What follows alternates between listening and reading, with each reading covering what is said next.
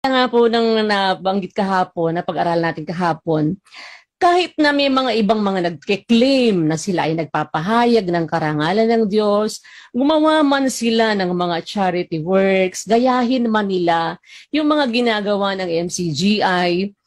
Pero ano yun kumbaga kolorum, ganun, hindi legit. Hindi ikaw ang allowed kasi, hindi ikaw ang kinikilala na dapat na gumawa noon at hindi counted. Ulitin ko po ang tanong, ha? Sige. Naniwala po ba kayo doon sa sinabi ni Sis Luz na lahat ng mabuting ginagawa outside ng MCGI is kolorum? Naniniwala ko. Naku, sabi ng Biblia, ibig sabihin, kalabang ka na ng Biblia. It's up to you. Ay, hindi po sa akin, it's up to you. Sabi ng Biblia sa Mateo, hali kayo mga pinagpala ng aking Ama. Manahin ninyo ang kahariang inihanda pa sa inyo buhat pa ng una. Sapagkat ako'y nagutom, inyo akong pinakain.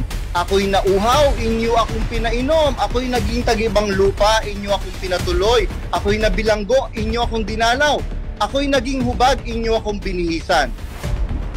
Sasagot ang matuwid. Sige, tuloy lang. Panginoon, kailan ka namin nakitang nagutom? Pinakain ka namin. Kailan ka namin nakitang nauhaw, etc.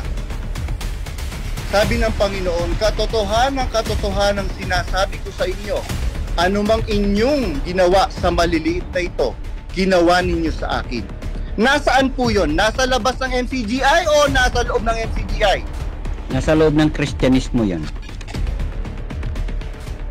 Hindi po, mali ang sagot, Napakalayo na sa Tatay Felix. Sige, kaya nga sabi nung nagtanong kailan ka namin nakitang wala sila sa loob ng Kristyanismo, hindi nga nila kilala si Kristo Kasi ang usapan doon yung pagpapainom. Ang usapan kasi yung sabi mo kabutihang ginawa sa labas kolorom. Kaya sabi ko bakit po ba Tatay Felix yung po pagpapainom hindi po ba kabutihan yon? Kabutihan yon. Pero di talo ka na, tinatanggap mo na ngayon Tatay Felix, talo ka na.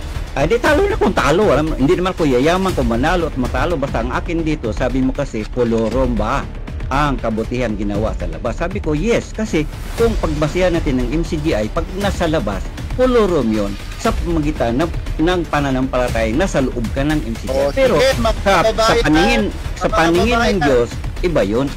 Kasi ang Diyos ay siya ang maghusga sa lahat ng bagay. Ayan. Ang ganda. Sabi niyo po, susundan ko po kayo, tutugay-gaya ko po kayo. Teka muna.